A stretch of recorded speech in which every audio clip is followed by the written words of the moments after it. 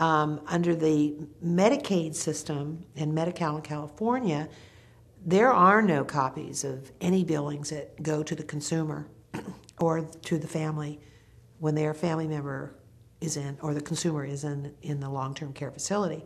I think that's a very good vehicle of stopping a lot of fraud, and I've tried to have that. I brought that up in different situations in California, but fell on deaf ears.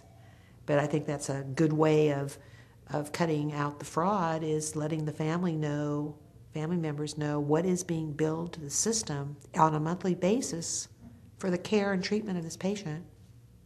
And we should watch to see where our tax dollars are going, and there's billions and billions of dollars that are going into this long-term care industry that really there's no checks and balances, and it's not being monitored properly. In the assisted living, when you go in to, sort of scout out a place to put mom, obviously the first person that's going to greet you is the marketing person, the sales staff. They want to bring the people in and sell their product, which is the services that they provide. I would ask to speak to the administrator. I would also ask to speak to any licensed nursing staff, because in assisted living you have to have some licensed staff. And I'd also talk to patients, and if the facility does not allow you to talk to patients or family members, then I would be concerned. I would also suggest that the consumer go to the agency that licenses that particular assisted living and look at the public record. When you go to the agency that licenses the assisted living, you have the right as a consumer to go in and review all public record. That'll give you an indication if complaints have been filed, the adjudication of those complaints, if there were fines involved, and it kind of gives you a picture, not a total picture, but it gives you a little bit of an insight as to what type of complaints have been filed against that facility and whether or not those complaints have been substantiated or not. A lot of assisted livings are big corporations. Marriott Corporation is big in the assisted living business now, a couple other large ones. So there is usually a corporation that is an operator, but not always. Some assisted living places, there'll be small operations, and the actual operator will be the administrator. So it would behoove you to look at the license, see who it is that is the holder, operator of that facility. Might not be the administrator, might be a corporation. You could also look up the corporation through the Department of Corporations for your state, find out who they are, who the people are that are presidents, CEOs, CFOs, financial people, who's on the board of directors, information like that. So if it gets to the point where you're unsatisfied with anything that goes there and you're not satisfied with the regulatory board that's supposed to oversee them, you could start contacting the actual operators who might be even located in a different state to voice your concerns. Okay, the nursing home industry is a very powerful group. The nursing home industry, the national organization, is headquartered in Washington, D.C. It's the American Healthcare Association, and they're the national presence for the industry. Every state has an association. California Association of Healthcare Facilities, Nevada Association of Healthcare Facilities. So the particular facilities in each state belong to their state association, and then they have the federal one for all the states under that one umbrella in Washington. Well, to be a member of the association, not all nursing homes or assisted, not all of them join. I mean, it's an association, you don't have to join, but most of them do. They pay an annual fee, which I am not privy to. I have no idea what that fee is to pay, but I think it could be substantial because, obviously I'm more familiar with the association here in California and their offices. They have very nice offices and fully staffed, and I don't think they're wanting for resources. And that's all paid to them by their membership. Well, then they also have political action committees, PACs. So monies go into the political action committees for donations into political chest, politicians, for their reelection, their campaigns, whatever. So they are big campaign contributors, large campaign contributors. Also involved in that scenario would be the doctors, American Medical Association, the medical associations in each state. They are also very large campaign contributors.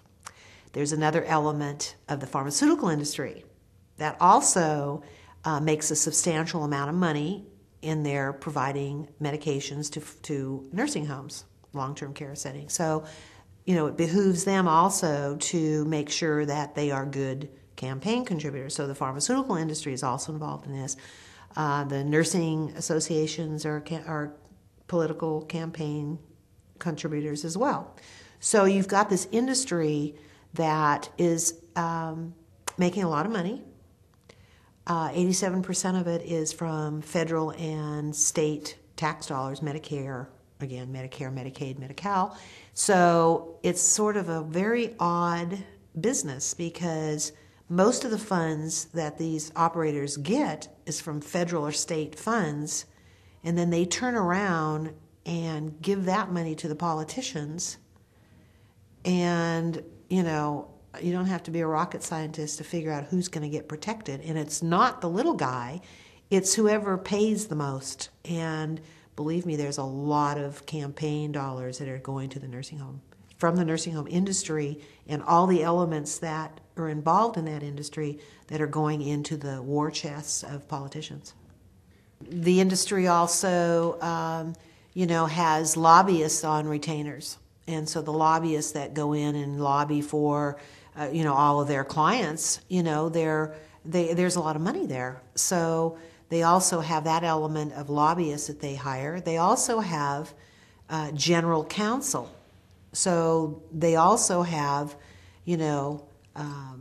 legal representation that is horrendous that normally the the ordinary guy out in the street does not have that power behind him to have a strong, legal representation to make sure that the consumer's rights are not violated in the nursing home. And, that in that environment, you have to go out and hire your own attorney. People don't have insurance to pay lawyers like the nursing home industry does. In the 22 years that I've done this work, I've never met a poor nursing home operator. And I'm not saying that I don't believe in capitalism and people making a profit. I do believe in that. However, when it comes to the expense of neglect and at the expense of our citizens, our most vulnerable citizens in this country that help build this country, I pretty much draw the line there. I'm not saying that the nursing home operators shouldn't make a profit, but their profits are so huge, and also the management companies that are managing the facility, the rents that are being paid by to the owners of the property are astronomical. So I'm not against that. I'm not against them making money. I'm against them making the kind of money that they're making and giving terrible, poor care. And, a lot of people that work in the management positions in nursing homes or long-term assisted livings, a lot of those people are also on a bonus plan. So the more money that they can bring down to bottom line, the better it is for their profit margin and the better it is for their annual bonus.